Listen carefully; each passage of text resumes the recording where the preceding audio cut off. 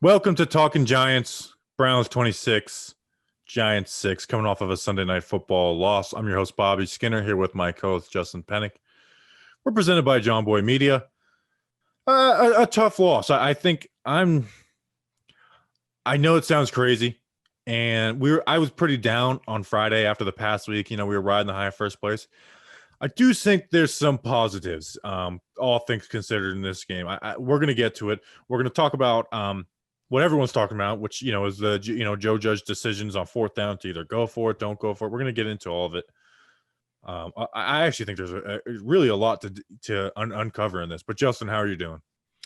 Yeah, Bobby Skinner, we didn't expect a lot of great things today, and we didn't get a lot of great things. Yes, there are some positives to come out of this, but how you can dissect certain positives to come out of this game also do depend on how the Giants view this season and how the Giants view how certain people have done their jobs this season. I think the big cloud over this game is obviously Jason Garrett, where even though the offense only scored 6 points, there are certain things about the offense in which you enjoy to see.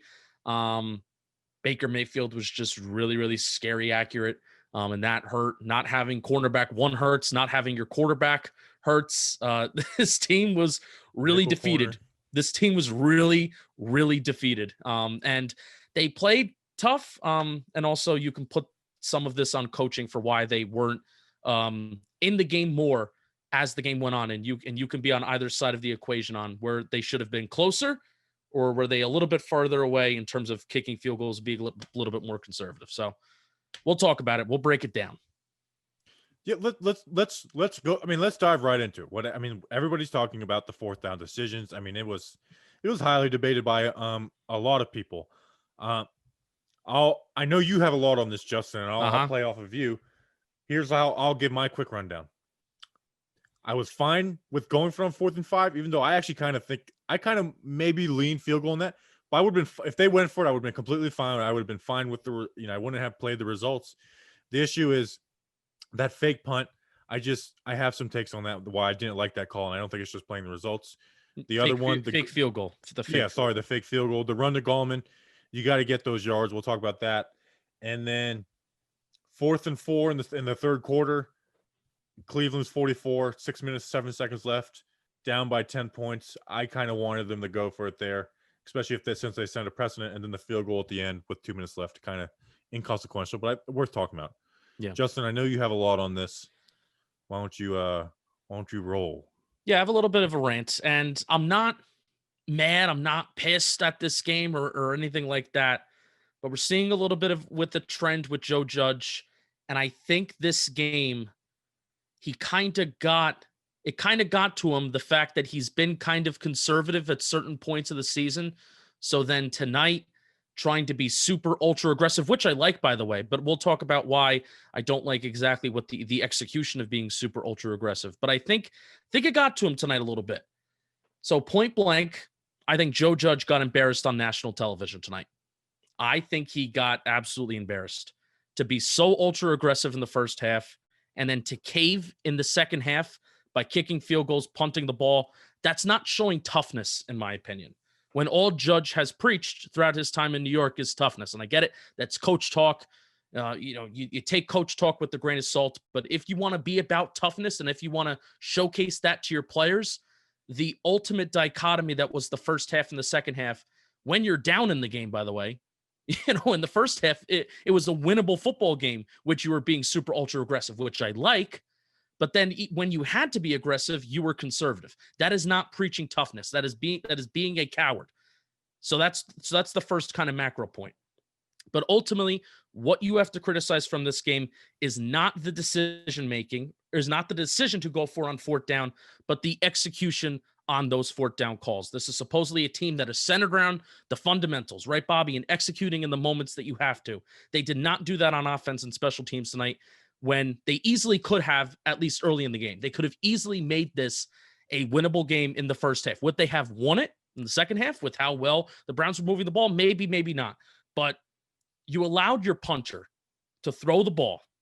And once again, on a 3rd/4th down situation, you are running out of the shotgun into a stacked box. And that was that call with Wayne Gallman, the second 4th down failed conversion in the first half. Bobby, you're imposing your will in the run game that drive. And I understand on the Gallman 4th down attempt, he was just short, but they were moving the ball on the ground that drive.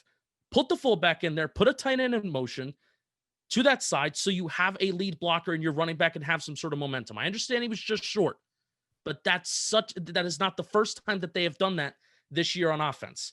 And it was clear from the start of the game that the Browns were moving the ball at will. Maybe they weren't scoring at will, but they were moving the ball. Getting 9 points would have made zero difference in actually winning this game, but executing in the red zone and on 4th down would have made a difference in this game, because that would have been possibly 2 additional touchdowns just in the first half, with the score being 17-13. So again, criticize the execution, not the decision to be aggressive. Joe Judge said it himself during the post-game press conference. Field goals were not going to win this game. We're recording after the game, but we were able to get that quote from those on the beat. Field goals were not going to win this game. So Joe Judge admits it himself. So instead of questioning analytics, instead of questioning aggressiveness, question and criticize how the Giants executed those 4th down plays, because those are the decisions that might have costed you the game, not to kick the field goals. Analytics does not just say because you go for on 4th down, you will win the game. You need to execute. And one more point. Being down 13-9 the third quarter does no good for you. When your offense cannot move the ball, they can't score touchdowns consistently, and the Browns offense and Baker Mayfield are really moving the ball out of their minds, especially through the air. Field goals do nothing for you unless you can consistently rely on your offense to respond on the next drive. And can we expect our offense to go and consistently get across the 50-yard line and get in the red zone and keep up with the Browns offense in a shootout? No. That is why you need to be aggressive. But when you were, you blew it. Yeah, so let's go through each one individually. Let's go in chronological order. The fake punt, man. 4th and 5 is hard to pick up. Like that's a hard play to pick up, especially like you said, there's not a lot of faith to be put in this offense in the red zone. So 4th and 5. So if they go for it, I'm not mad there. But if you're going to go for it, that fake punt, and this is where I'm like, hey, if you're going to run a trick play, it's got to be a trick play where pre-snap, you're really confident it's going to be there. And I'm pretty sure from going at that play and what they did, I'm pretty sure the shift and the motion was to get them to cover everybody out on the edge and then leave Nick Gates completely uncovered, because you wouldn't think that the guy snapping the ball is an eligible player because he lined up eligible in the first field goal formation. That's what I'm pretty sure what that was what that was, and they totally covered it. I know people like Graham. The whole thing was Graham Gano was open. Yeah, I don't think the plan was to have Riley Dixon go through his progressions and hit Graham Gano on a slant, because he would have thrown it. Like I said, they were planning on Nick Gates being totally uncovered. They didn't. That's why, the Evan Ingram, fake punt versus or fake field goal against the Cowboys. Like, I'm cool with that because Evan Ingram was literally wide open. If they covered Evan Ingram, they're not going to trust Riley Dixon to hit him on the back shoulder like that. There's certain plays or trickery of plays where it's like, or if your first option is not there, you can get to it. I just don't think they were, planning on hitting Graham Gano on a slant route, and hitting him in a window. It wasn't like if he was left completely wide open, I'd be like, come on, Riley Dixon.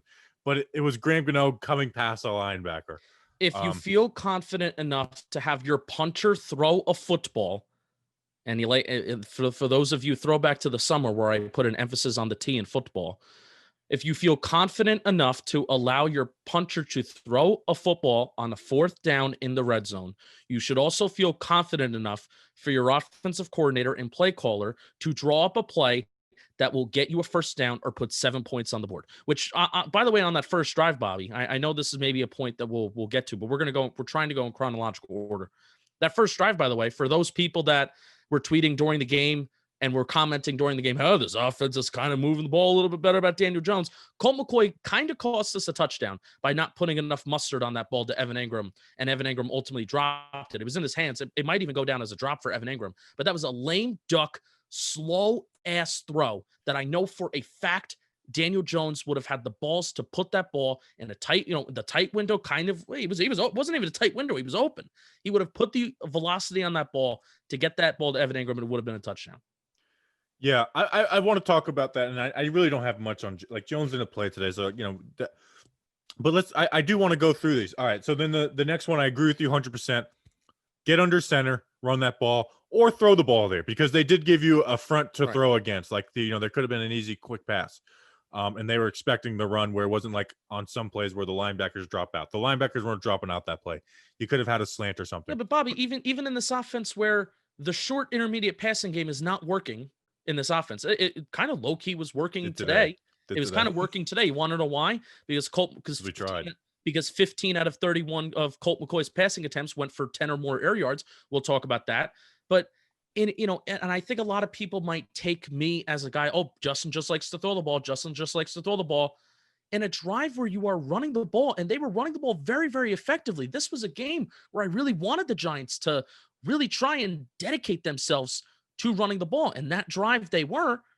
So why quit the mentality of being a tough football team and in the game situation that was most important on a fourth down that you have to be a tough football team? It makes no sense, and this is not the first time that they've done it, because how many times have they done it with Dion Lewis? The only thing that was different about this game is that Wayne Gallman was the running back and not Dion Lewis.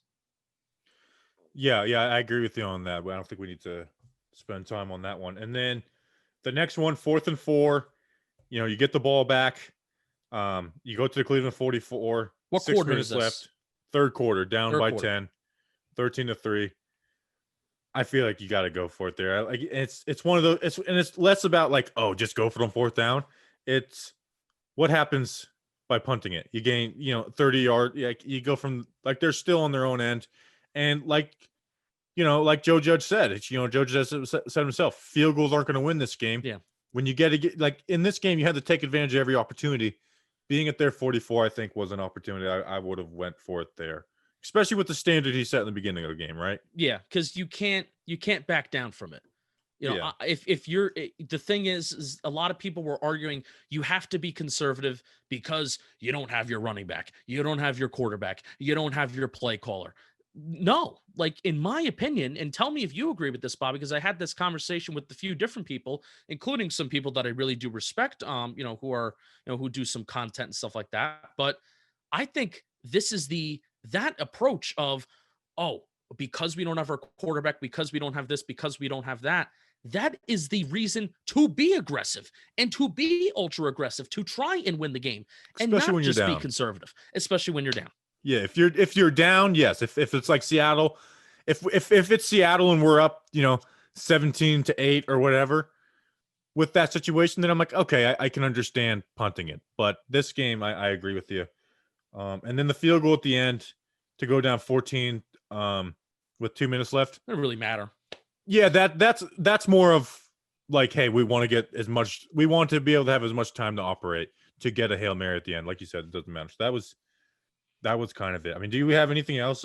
Do you have like, since we're on this topic, is there any other like Joe Judge takeaways you have from this game?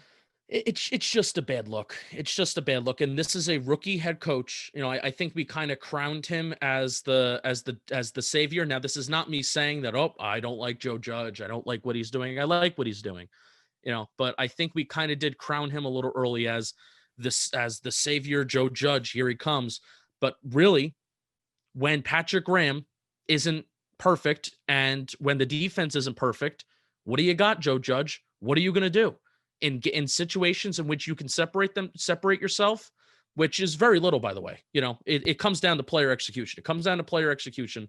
But in the one or two plays a game that you can really execute that yourself, or separate yourself, came up flat, came up short.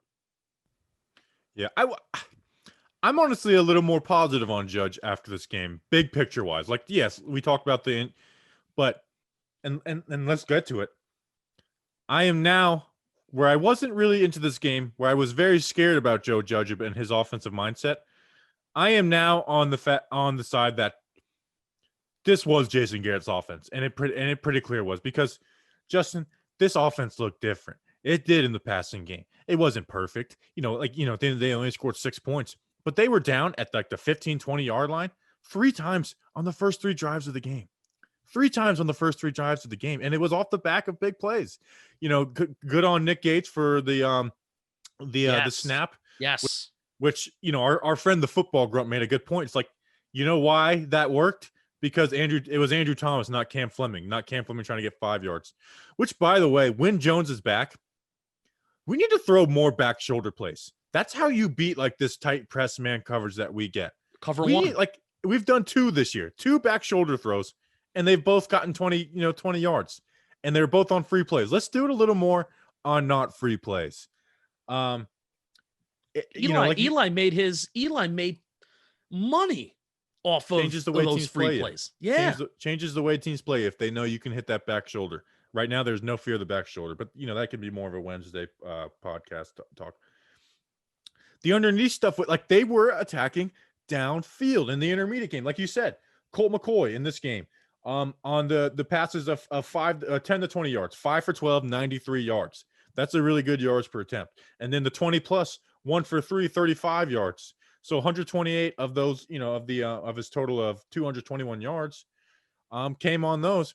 And there was some good yards on the shorter stuff that we haven't seen this year. Want to know why? Because they were covering us deep, and there was stuff like the Levine Toilolo 13-yard pass. It wasn't Levine Toilolo winning. It was them covering deep, check down open. Elijah Penny. Like, those guys aren't making plays underneath. Those guys are catching balls wide open underneath. It really, I know we lost and it sucks, and we could have been first place in the division, but long term, it gave me some hope for this offense. And like we've said, like, hey, have Slayton and Shep and Tate been world beaters? No, but I don't think I think they're good enough wide receivers to make some plays and to have an offense that scores some points. All right, but you're saying it gives you faith in this offense. What do you mean by that? What I mean by is that it's not totally it's Jason Garrett. Okay. I think it was a confirmation that this offense's main issues are Jason Garrett. So the point total isn't big because of those 4th down decisions, but I think this shows that it's Jason Garrett, and like you mentioned, Daniel Jones probably, there that sideline slow to Shep that was like, I think it was on a 3rd down at like the 5-yard line. Yeah, Jones probably makes that. The throw to Ingram, Jones probably make. Like, it gave me some encouragement about this. Like, it gave me some reassurance that Garrett isn't the guy, which sucks. I guess that does suck. But it makes me feel like, okay, what we've been saying isn't crazy. And if they move on from Garrett, and it gives me more faith that, this isn't Joe Judge's offense. Because I was starting to get worried that this is Joe Judge. This is Joe Judge. I mean, and look at Colt McCoy. Like you said, he had some lame duck throws, not great throws. But this game compared to the Seattle game, he looked competent in this game. He looked incompetent in the Seattle game, he has literally the worst pass defense in the NFL. He looked incompetent in that game. This game, he looked competent. It wasn't beautiful. It wasn't perfect, but it looked competent. And they were spreading the ball around. Slayton had catches. Shep had catches. Ingram had catches. So, and there were some drops in there too. So, I'm not saying that Freddie Kitchens is the answer, but I think this is proof that attacking downfield is what's best for this offense. And I we believe that strongly before, Justin, but it's kind of everything we said. And I think that's hope. I don't know what we do going into year 3. I don't know who we bring in, but I think this has to be proof to the staff, this ownership, whoever's the general manager, that you cannot play offense the way that we did the previous 14 weeks. No, kind of to break down Colt McCoy's next gen stats day. His time to throw was 2.6. I love that, actually. I love that. It's not too quick. It's not holding on to the ball for 3 seconds. I love that. It's kind of right in between. His average intended air yards, 10 yards. That's what we've been wanting, man. It's balance. It's Bobby. It's just balance. It's not being too bananas of just, we're throwing it deep every play. But also you have those plays like the Sterling Shepard where a sticks play was successful. There was a 3rd down sticks play to Sterling Shepard that was successful. Sterling Shepard was able to give an extra effort of kind of moving forward after a defender was tackling him. I believe this was in the second half. Good things. His average intended air yards was 10 yards. His aggressiveness percentage in terms of that's tight window percentage. How often was Colt McCoy throwing into a tight window? 16.1%. Perfectly average. Guys were open. perfectly. That's a perfectly average, perfectly good number. His average yards to the sticks. So on each given passing attempt that Colt McCoy had, on average, how far was the ball going past the sticks on a given passing attempt? That's positive 1.3. Justin, I'm here. Like we said, the passes that were 10 or more yards down the field, and then the passes that weren't, Justin. 6 for 15 on the passes that were 10 or more yards down the field, 125 yards, 8.5 yards per attempt. That's something we've said. Like, we should sacrifice some completion percentage for more yards. That's Correct. what they did on the passes that were 10, the 9 or less. And we said attacking downfield does not mean just chucking it downfield, because that's not what happened this game. We didn't chuck it downfield. There's some downfield, but we didn't just chuck it downfield. It opens up the underneath. You want to know what the stats were on those other ones, Justin? Let me hear it. 13 for 16, 97 yards. And that was that behind the line of scrimmage and between 0 to 10 air yards? Yes. 13 for 16. Opens up the underneath game. That's 6 yards per attempt. It's hope that when Jones is, I don't know if they're going to make any. They're not going to fire Jason Garrett. They're just not going to, especially off the COVID. It would be a really bad look, and I kind of get that, but they can't go in this. They cannot go into 2021 with the same mindset they were in the 2020. I don't care who's a QB. They cannot do that. We didn't see, like, the only time we saw like the stick play, like I said, was against a nickel blitz. And it was like, okay, they're blitzing, turn around. That's when you do that type of stuff. Yeah. Colt McCoy looked competent. And like you said, he wasn't throwing the ball great, but he looked competent. And listen, I don't even, like I said, I don't think this is even like they need to make Freddie Kitchens the OC. But you need to get someone who attacks downfield. You just do. I mean, this is Colt McCoy out there. I don't, like you said. And I know people have a hard time talking about football without just like, is it the quarterback or not the quarterback? Here's the thing. Jones has not proven himself. But like we've been saying, we're not playing to his strengths at all, or these wide receiver strengths or anybody's strengths on this team. So play like this. If you bring him back, you play with this aggressive mindset. If he doesn't perform, he's not the guy. If he does, he is. It's simple as that. Can we recapture the magic that was from his rookie year with the big plays, the touchdowns, and cut down the turnovers? That's the question. That was the question. And I now have hope that it wasn't Joe Judge doing this, because I was very worried that this was Joe Judge doing this. I don't think it is anymore. I don't think this is. I was very scared that almost to the point where I was like, maybe Joe Judge is like taking this away from Garrett and forcing him to do this. But that's where I'm more positive on Joe Judge, that, you know what, what we've been doing isn't what Joe Judge wanted. And I do think Garrett has to go. If they bring him back, it would be insane to me. Yeah. Not to totally just stretch this, because I know the Giants have 5 wins this year, and the Jets just picked up their first win this year. But if they bring back Garrett, we're talking about ruining a quarterback like the Jets have done to Sam Darnold.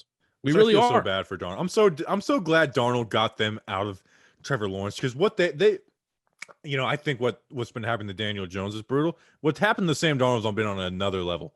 They have screwed him. I am so happy. I really hope the Jets don't get the first pick, and it's not like a Giants hate thing. It's just the fact that they really screwed that kid. Anyways, what you want to hear something crazy? I want to hear something freaking crazy, man. Sam Darnold actually had a good day today. His CPOE was like +5, which is yeah, they won. But he had a good day. But his intended air yards, like how far he was throwing the ball down the field per attempt, was 4.7 yards. Sheesh.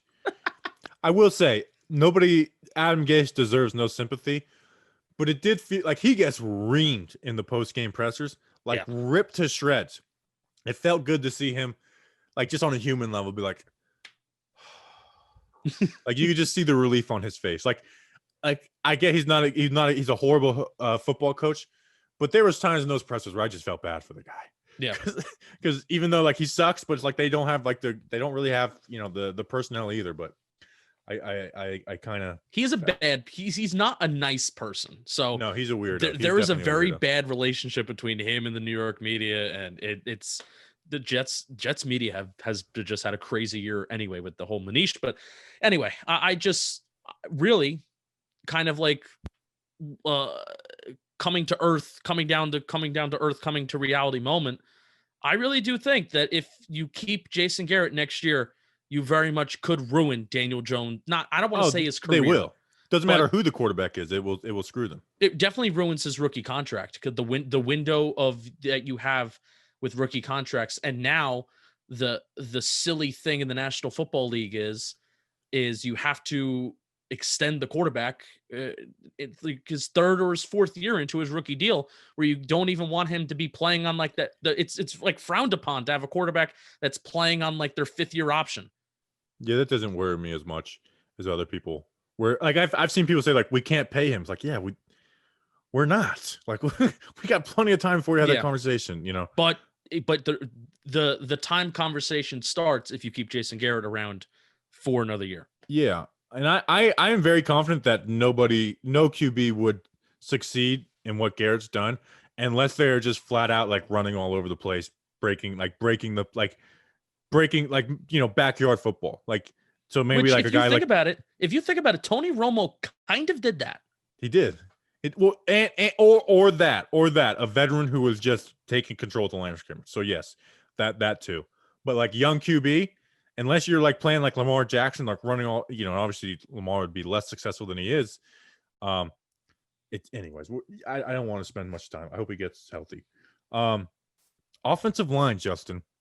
It sucks they gave up the sack on that last play. It does suck because Andrew Thomas, I was watching him, was not just beating Garrett. He was winning that matchup consistently. It sucks they gave up a sack on that last play.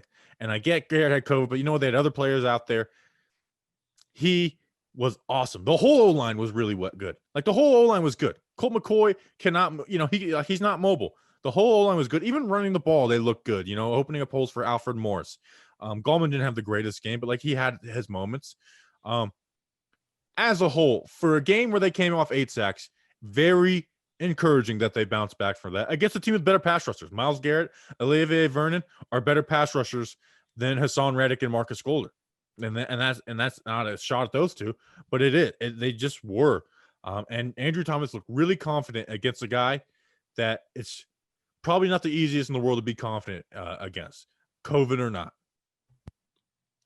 Do you think Thomas benefited from McCoy getting rid of the ball, like kind of just some snap decision throws? Because some, and I'm asking this as a genuine question because I'm not smart enough to know this, because there were some reps that he had in the first half that it was if Colt McCoy held onto the ball for maybe a millisecond longer, it could be a sack, could be a pass deflection, pressure, etc. He benefited from the other offensive lineman playing well and letting McCoy step up.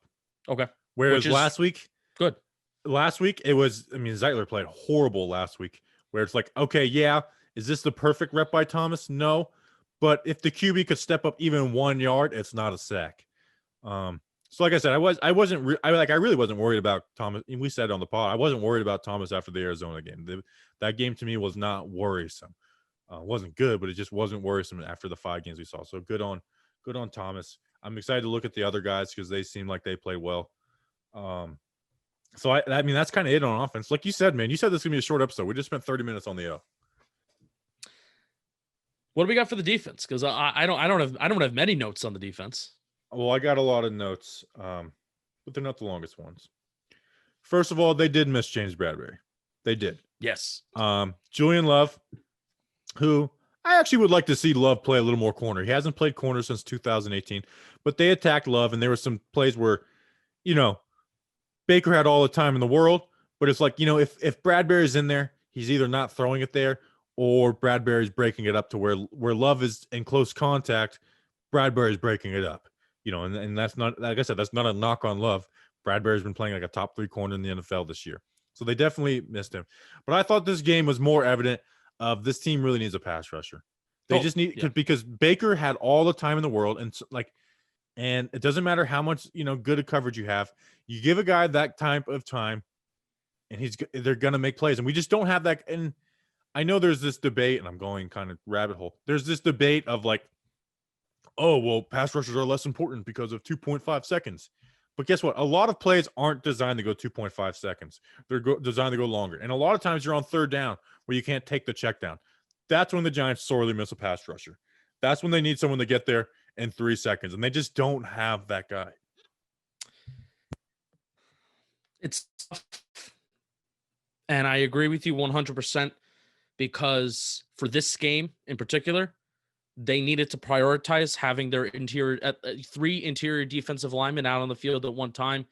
You know, whether it's a collection of BJ Hill, Leonard Williams, Dexter Lawrence, Dalvin Tomlinson, Austin Johnson. You know, there's 5 guys there, and they needed to prioritize having 3 of them out on the field on a given time because the Browns are such an aggressive running team, and you needed those guys to plug up the holes, which they did a great job. They did a great job of stopping the run, but why you have to have 3 interior defensive linemen out on the field is because this year the Giants don't have, well, not this year, but right now, the Giants don't have the depth at edge rusher. They don't have no longer a Kyler Fackrell, Lorenzo Carter, where you feel they're also banged up too. Yeah.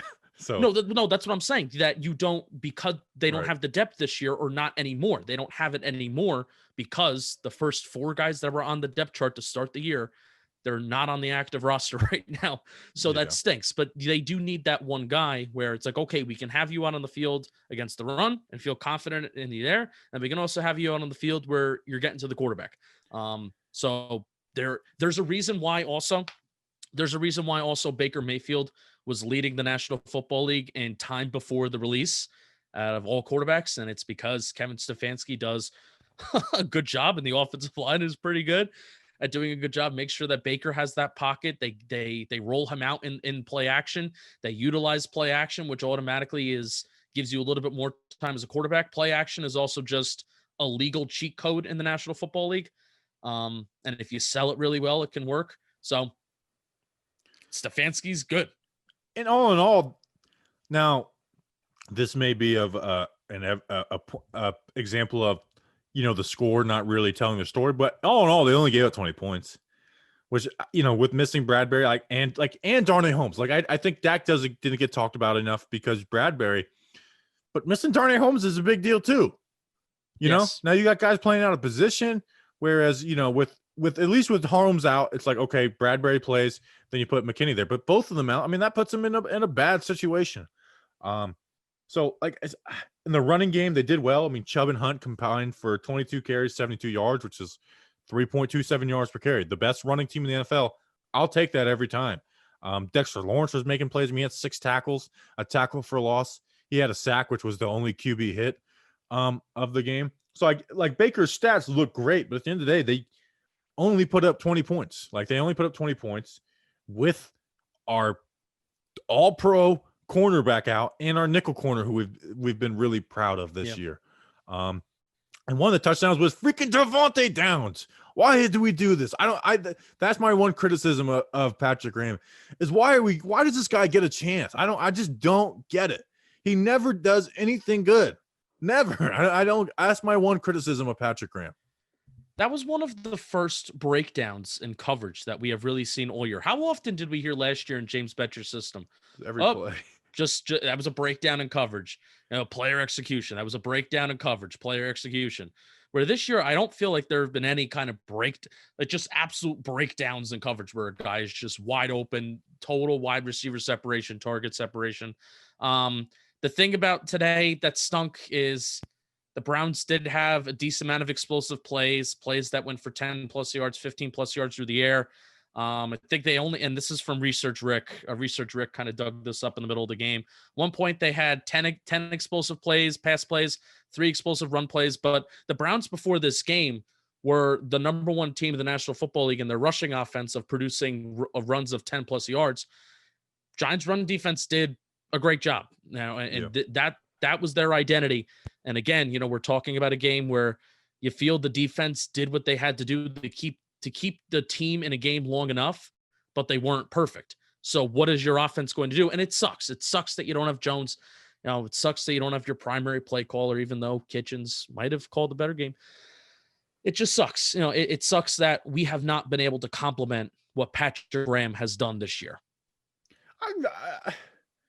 With Bradbury out, I'm I'm not mad at this defense. There's some, like you said, the down situation. But when I say like they need an edge rusher, Justin, it's not like, oh, this defense is horrible if they need an edge rusher. It's more of me being like, if they have someone who can get there somewhat consistently, it's an elite, maybe best defense in the NFL. Just one guy. One guy I really think is, and that's why I'm big on, you know what? Do what you got to do to keep this defense intact, whether it's keeping Ryan, keeping Leo, keeping down. Keep this defense intact. See if you can get some kind of help on the edge, whether it's in the draft or whatnot. Well, that's also why right now I'm on the boat of drafting an edge rusher, because you're going to be putting so much money into the defense with extending guys. So that's why I'm on the boat of drafting edge rusher. Obviously, not knowing where we're picking, who's available, what's what, but I'm on the boat of drafting that edge rusher, having a guy that you can develop. So hopefully you can extend these guys. Logan Ryan could be here for a few years. Leonard Williams could be here for a few years. Blake Martinez has a few more years. James Bradbury has a few more years. Develop that edge rusher, and then you have a core group that can be together versus signing a guy that's even more money. Yeah. I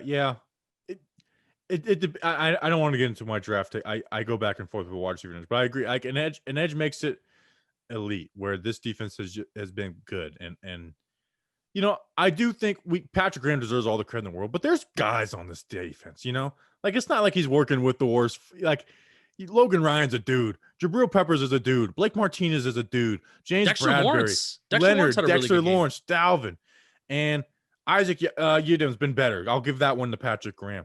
But like this defense has players, okay? Like it's not like he's working with nothing.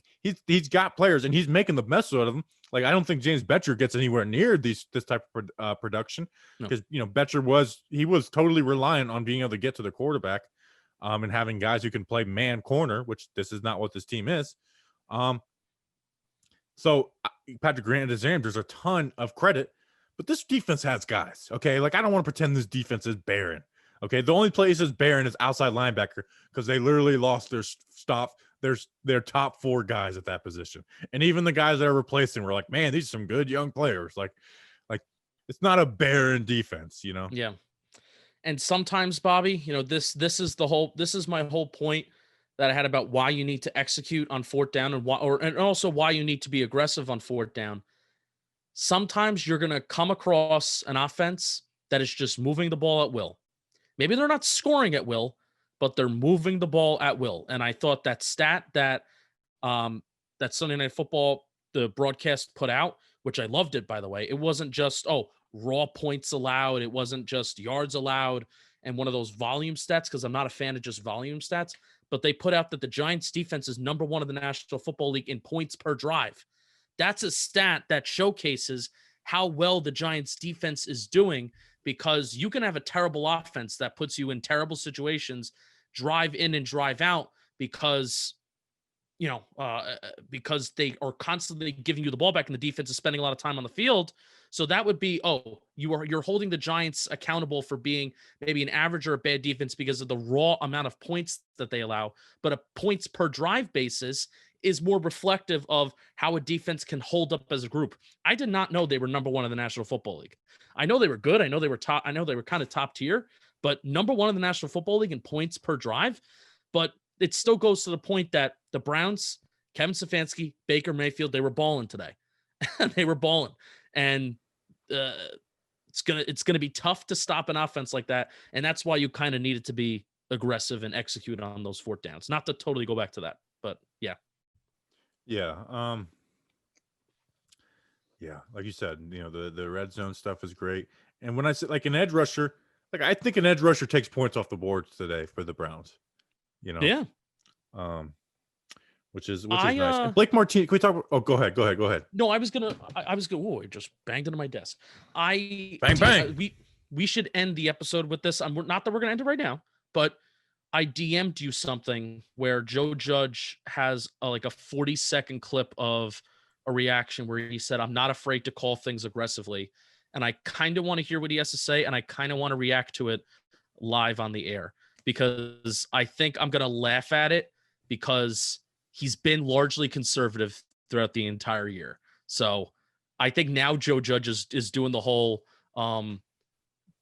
big D on the table, throwing the D on the table. Be like, look at me, I'm aggressive. You can't freaking touch me. When most of the year he's been pretty going to win this game. So look, I'm not afraid to call things aggressively. I'm not afraid if I think we have a good scheme and a kicking game to call a fake. I'm not afraid to run the ball in 4th and 1. And we'll play to our defense at times. If we don't get that, we've got to go out there and stand up defense. Our defense has done that consistently throughout the year. We're going to play the strengths of our team. But look, I'm not afraid to call it aggressively. We went into this game with that mindset. So we've got to do a better job making sure we coach it the right way, execute it the right way, and come out with the results we want. But that being said, we're going to call this thing aggressively, and we're going to play it aggressively. And when you make calls like that, you let your players understand that you have confidence in them and that they can play the game aggressively. So we have confidence in our players. I want them to go out and play aggressively. I can't tell them all week that they have to go into this game with an aggressive mindset and then hold them back at some point where we feel like a chance to make a play. I don't hate any of that. No, I mean, I don't hate it, but he also did hold his players back in the second half. I wish he had that mindset throughout the entire season. And that sounds exactly what I have been saying on Twitter and what I have been saying on this podcast, where it's not the decision to be aggressive. It's the fact that they did not execute. And he talked about that in his answer. So that's glad. I'm glad he kind of said that. I just wish he had that mentality all year, because frankly, there were decisions that were made in the Rams game. There were decisions that were made in the Bears game, and those games were 1-possession games. Have the trust in your players beforehand. Also, no, this is the one thing. And Joe Judge has made reference to this in post-game press conferences before. It's trusting your defense is kicking the field goal, Bobby. You know how Joe Judge says, do you understand where I'm going with this, by the way? I'm not saying it correctly, but Joe Judge has said before, we want to trust our defense by going for it or by kicking a field goal. But it's actually when you are going for it in the red zone that you're helping your defense, because instead of a drive starting on the 30 or the 35-yard line or the 25, 30-yard line on average is where NFL teams start on a kickoff. You're instead asking an offense to go 95 yards versus 75 yards. So that's helping your defense. Trusting your defense is kicking the field goal and being conservative. Yeah.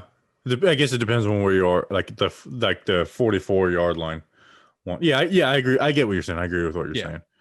Blake Martinez, dude, he's real deal. Like, some of the stuff he does is not just like, oh, see guy, get guy. Like, there were some plays, man, where I was like, oh my God, I haven't seen the Giants linebacker do this before.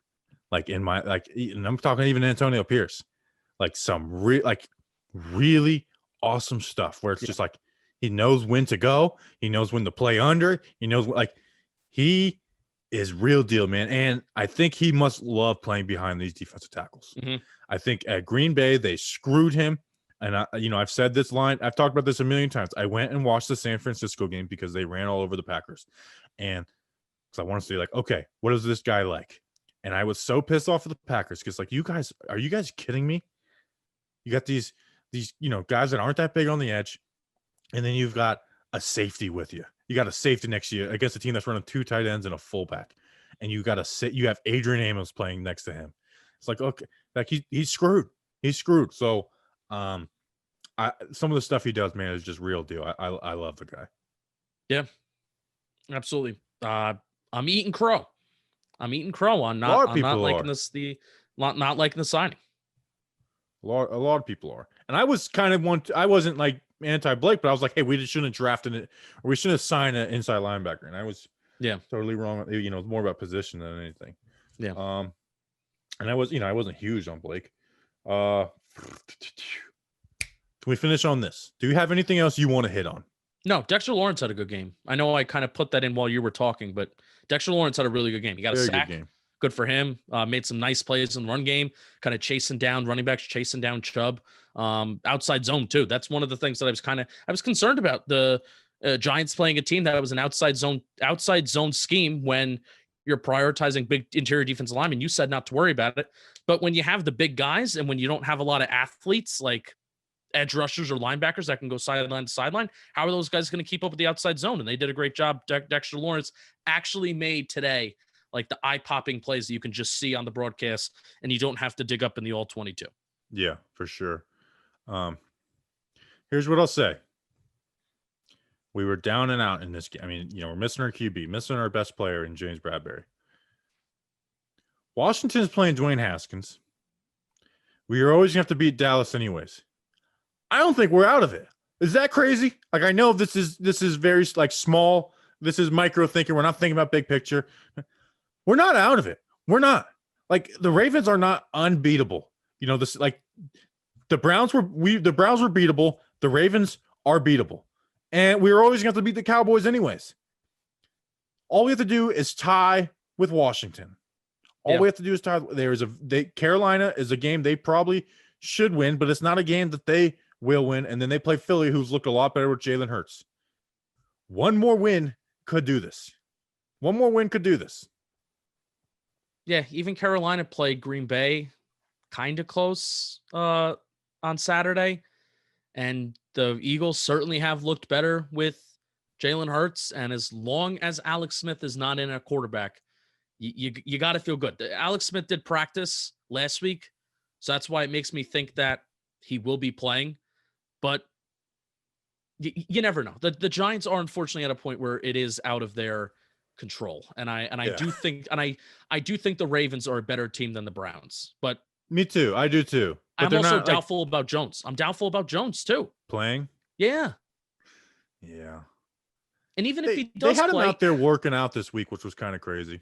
Even if he does play it, I don't feel great about the same quarterback that Daniel Jones was in the first half of Arizona. I don't feel great about that Daniel Jones going out there and playing. I feel better about that Daniel Jones than Colt McCoy, but still. With this game plan, I do. Well, with even a Wink Martindale-led defense that feasts they're going to blitz the blitzing. Crap out of us. Oh, it's going to be so bad. That's the thing. We got to hit back shoulders. Back shoulders and go balls. They're going to be there all game long. They're going to blitz the crap out of us. Run some double moves on Marcus Peters. I don't know. I don't know if I would want Jones out there. Yeah, they are going to blitz the crap out of us. Whew. That might be a rough game. All right, but we'll talk about that on the preview episode. We'll save that for the preview episode, okay? We'll pop in some film. I was going to go camping later in this week because it's a holiday. I'm not going because you want to know why? Because the people I was going to go with, they got freaking COVID, pissing me off. Okay, I haven't done anything in the past 7 months. I was like, you know what? I don't celebrate Christmas. It'd be a good time to go and camp. And they got COVID because there's some guy at work freaking pissing me off. Not fun. Not good. Not happy. We got a prank call for the Patreon, so Patreon listeners, stick around for that. All right, let's end this episode. You good? You good? I'm good. I'm good. I don't feel horrible. I know. Can I say something? And this is going to be really offensive. Sure. A lot of people are drunk, okay, on Sundays. That's not offensive.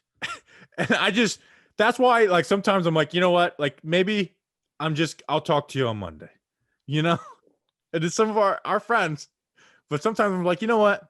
Even content creators, like this was a very intoxicated night on Giants Twitter. That's why, like I thought it was so funny. Someone like I was like, man, an edge rusher would really do this defense well. And someone was like, yeah, and a quarterback. And I was like, dude, he's not playing. Like, what?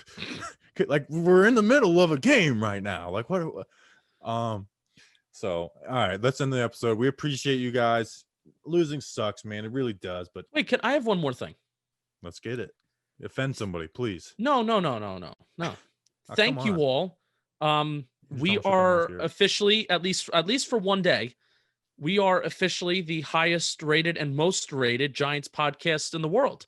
So thank you very much.